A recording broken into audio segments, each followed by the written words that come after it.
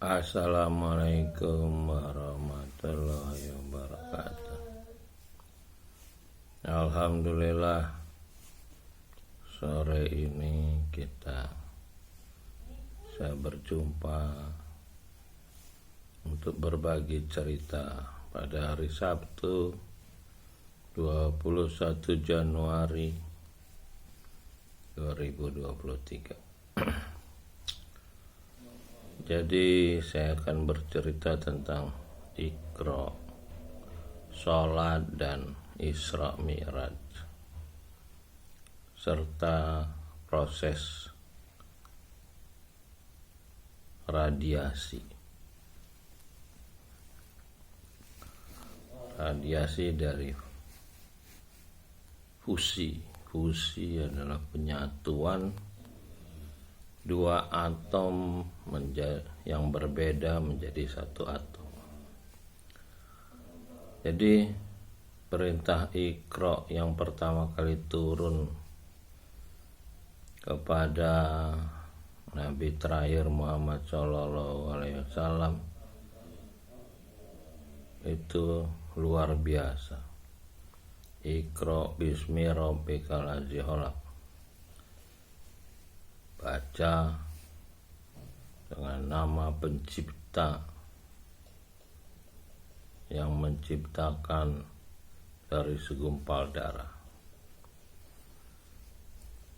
Nah, setelah perintah Iqra ini turun,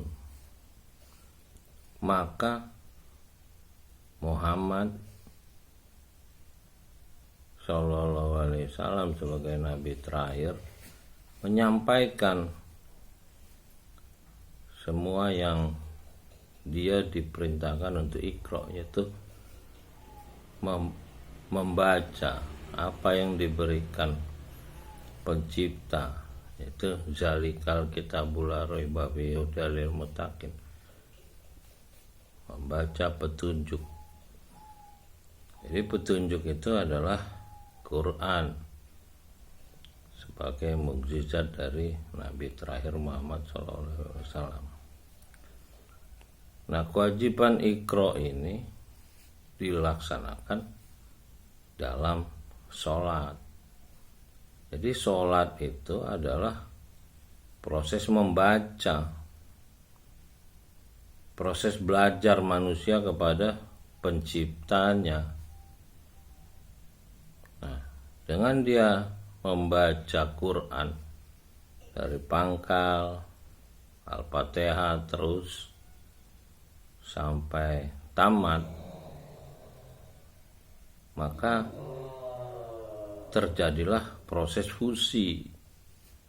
Fusi itu penyatuan antara dua atom, yaitu atom jasad dan atom ruh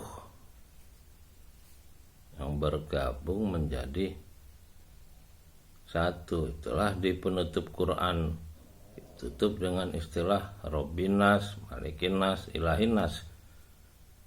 Jadi terjadi atom baru gitu, manusia baru, makhluk baru, bukan makhluk binatang, tapi adalah makhluk yang telah dapat petunjuk. Kalau istilah sekarang itu mereka bilang Mahdi. Mahdi itu orang yang dapat petunjuk. Di akhir zaman ini ya hanya mereka yang Iqra membaca Quran sebagai media belajar kepada pencipta lah yang akan mendapat petunjuk. Nah, Quran yang menjadi media belajar adalah Quran yang dimengerti bahasanya. Nah, kalau di era Nabi Muhammad itu bahasa Arab, mereka mengerti bahasa Arab. Nah, kalau kita sekarang misalnya Indonesia, bahasa terjemahan Indonesia, orang Jepang terjemahan bahasa Jepang, sehingga mengerti. Nah, proses mengerti inilah yang akan menjadi sesuatu yang fusi, proses kristalisasi bacaan dan ilmu yang merupakan pemikiran atau hikmah atau ilham. Nah, proses ini apabila dilakukan terus-menerus seperti yang dilakukan di era ketika Nabi Muhammad SAW masih hidup, makanya di era beliau masih hidup itu banyak umat Islam yang hafal. Bukan mereka menghafal, karena mereka iqra terus-menerus, membaca berulang-ulang dari pangkal sampai akhir sehingga mereka menjadi hafal. Nah, ketika Nabi Muhammad SAW meninggal, proses iqra ini mulai tidak berjalan. Kenapa? Karena memang orang-orang yang baru ikut bersahadat itu tidak, kebanyakan memang asalnya tidak beriman kepada Quran. Mereka marah karena Nabi Muhammad SAW mengajak iqra, tapi mereka baru tunduk sehingga diwajibkan berjemaah untuk mengikuti mereka yang sudah bisa membaca. Nah, setelah proses iqra ini terjadi berulang-ulang, pada satu saat kita akan berubah dimensinya setelah terbentuknya fusi tadi. Ruh yang dominan bukan lagi fisik jasad. Ketika ruh yang dominan, maka dimensi kita berubah menjadi dimensi cahaya. Itulah peristiwa Isra Mi'raj. Jadi dimensi cahaya. Sekarang dimensi cahaya nggak aneh dengan teknologi digital saat ini. Kita bisa komunikasi yang jaraknya ribuan kilometer dalam hitungan detik, video call. Itu nggak ada yang aneh gitu loh. Ketika manusia dengan iqra juga terjadi fusi atom baru yang berdimensi cahaya.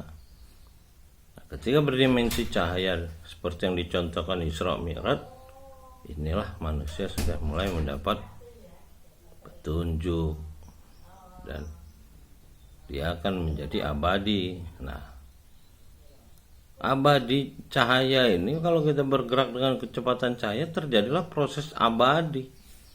Secara sains bisa dibuktikan kalau bergerak dengan kecepatan cahaya tidak terpengaruh dengan ruang dan waktu. Jadi sangat jelas petunjuk yang ada kalau kita mau belajar mengamati tahapan yang diterima Nabi terakhir Muhammad SAW. Jadi kitab yang sangat nyata udah dinyatakan Quran tuh di surat Yasin, Quran yang nyata. Tapi banyak orang menganggap Quran ini ya sesuatu yang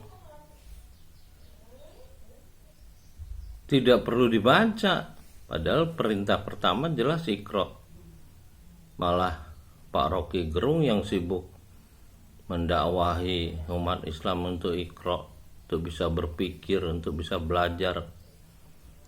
Sementara ulama-ulama kita sibuk menyampaikan kitab-kitab lain, sibuk menuduh kalau orang yang gak sama dia sebagai setan. Terlalu gampang dia menakut-nakuti umat. Tapi harusnya di era digital ini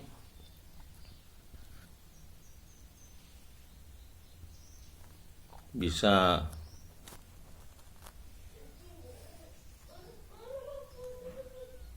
dipahami gitu bagi orang-orang yang iqra. membaca Quran terjemahan dari pangkal sampai akhir, sehingga banyak memang seluruh dunia hari ini mereka yang mengakui kebenaran Quran terjemahan itu, bahwa ini bukan hasil pemikiran manusia, tapi ini adalah petunjuk dari pencipta langit dan bumi. Demikian, mudah-mudahan kita semua bisa iqra dalam mendirikan sholat. Jadi sholat itu mendirikan, bukan mengerjakan. Artinya menjalankan petunjuk dalam kehidupan ini.